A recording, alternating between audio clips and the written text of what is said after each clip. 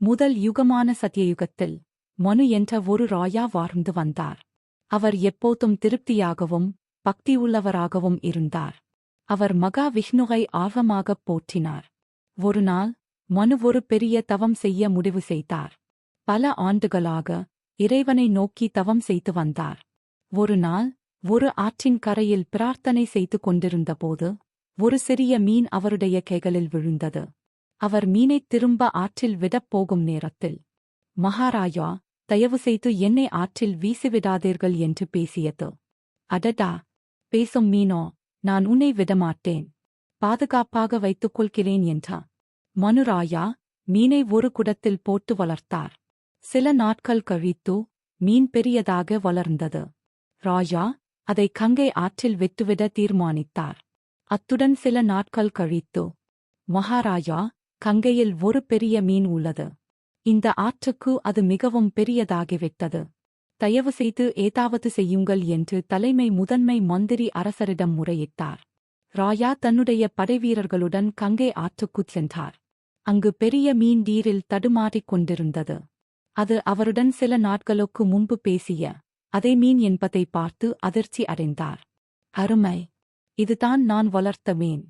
இது சமுத்திரத்தில் வாழட்டும். மீனை சமுத்திரத்தில் விட்டுவிட ராயா முடிவு செய்தார். ஆனால் அது மேலும் பெரிதாக வளர்ந்து கொண்டே போனது.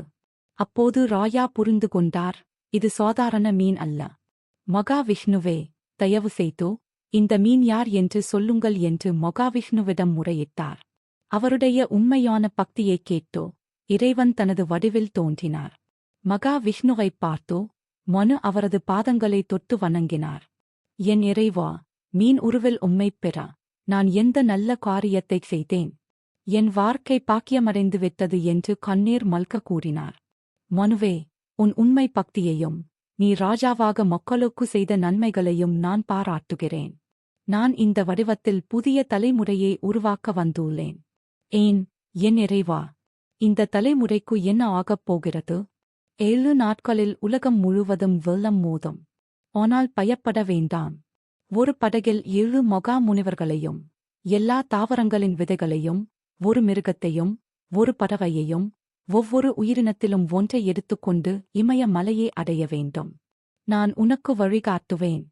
நன்றி, என் இறைவா. மனுவின் கண்களில் நன்றியோடும் கண்ணீர் வந்தது. கொஞ்ச நாட்கள் கழித்து கருமேகங்கள் மூடியது. கடுமையான மழை பெய்து உலகம் முழுவதும் வெள்ளம் சூழ்ந்தது. ராஜா இறைவன் சொன்னபடி எல்லாவற்றையும் படகில் எடுத்துச் சென்றார். ஆழ்ந்த நீரில் படகு தள்ளாடியது. என் இறைவா, தயவு செய்து எங்களை பாதுகாக்குங்கள். அந்த நேரத்தில் இறைவன் மீன் வடிவத்தில் தோன்றி அதன் பெரிய உடலில் படகை இமயமலைக்கு இழுத்துச் சென்றார். 7 நாட்கள் கழித்தோ மழை நின்றது. உலகம் வெறித்தோடி காணப்பட்டது. எங்கும் உயிரினங்கள் இல்லை. என் இறைவா, என் கருணை உள்ள இறைவா, ஏன் இந்த புதிய தலைமுறையை உருவாக்க என்னை தேர்ந்தெடுத்தீர்கள்? மனுவே, நீ ராஜாவாக உன் கடமையை உணர்ந்து நடந்து கொண்டாய்.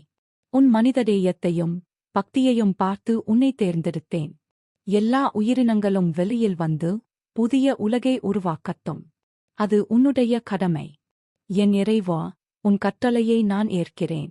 அவ்வாறு கூறி மனுராயா அனைத்து உயிரினங்களையும் வெளியே அனுப்பினார். மனிதர்கள், மிருகங்கள், பறவைகள், பூச்சிகள், அனைத்து உயிரினங்களும் ஒரு புதிய தலைமுறையை உருவாக்க ஆரம்பித்தன.